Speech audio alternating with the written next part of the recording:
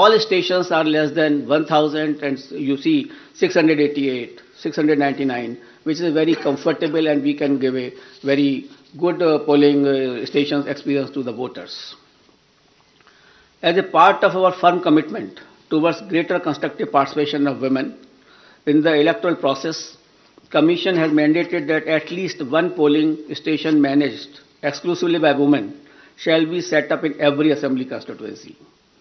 Our officers have identified even much more than that. There are 690 assembly constituency, but we are setting up a total of 1620 such polling stations that will be totally manned by women staff and the women security personnel as well. This will definitely empower the women, will set an example for others. The women can come freely to cast their votes without any hesitation and without any problem. Similarly, some polling stations will be exclusively managed by persons with disabilities. That will also give a sense of confidence to the persons and an inspiration to others. We have made special arrangements for PWDs. Commission is truly committed to ensuring a comfortable polling environment to persons with disabilities. They shall be given priority for entering polling booths, provision made for designated parking spaces close to the entrance of polling stations. Volunteers shall be available to facilitate PWDs. Wheelchairs will be arranged. All polling stations will be having a gentle ramp so that there should be no problem to our persons with the disabilities. We have made arrangement for the postal ballot facility for absentee voters, and three types of absentee voters have been identified, that is the senior citizens with the age above 80 plus, the PWDs with the benchmark disability, and those who are COVID affected.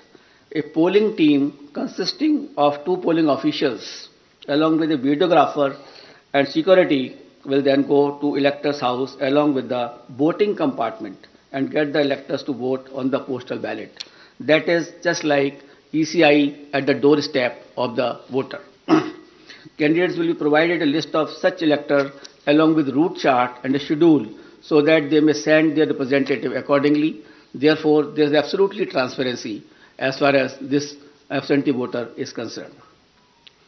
We have also given a facility of online nomination to the candidates. This is an optional facility, and we would like the candidates should use this facility so that the physical contact can be reduced and online facility can be fully utilized by the candidates who are coming for contesting the poll. Friends, another important issue is the candidates with the criminal cases.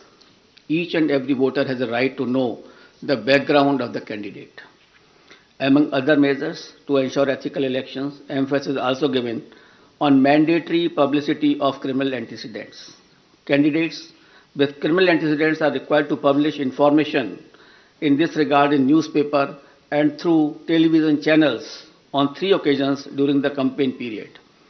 Besides this, it is also mandatory for political parties to upload on their website at the home page detailed information regarding individuals with pending criminal cases who have been selected as candidates.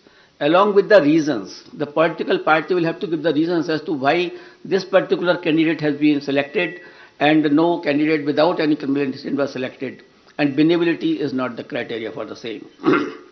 And the details will be published within 48 hours of the selection of the candidate and not prior to 2 weeks before the first date of filing of nomination as was done earlier. The details of such candidates will also be available on Know Your Candidate. That is an app developed by the ECI. Measures for ensuring peaceful and transparent polls.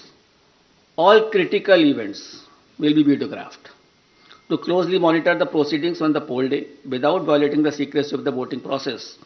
The Commission has directed that arrangements for webcasting shall be done in critical polling stations and all polling stations in vulnerable areas, or at least in 50% of total polling stations, including auxiliary polling stations, whichever is higher. We have seen the preparations of the officers in this regard. The officers have been guided that absolutely on objective criteria, the critical stations and the vulnerable areas should be selected. And I'm happy to say that at least more than 1 lakh polling stations across the 5 poll states, which is roughly 60% of all polling stations, are covered by webcasting.